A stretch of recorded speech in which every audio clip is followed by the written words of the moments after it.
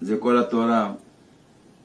ואתם חלק מהעורף משתוללים כאילו אין מחר, כאילו אתם אלוקים.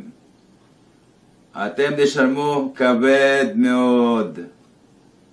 אני לא מקלל, לא שונא אף אחד, לא שמאל ולא ימין.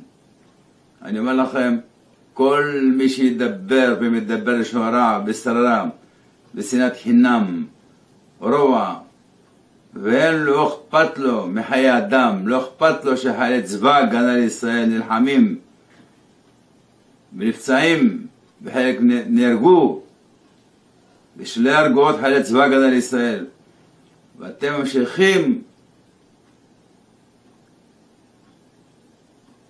אנשי העורף, במקום לקרוא תהילים, מתפלל בורא עולם שרחם על חיילי צבא הגנה לישראל.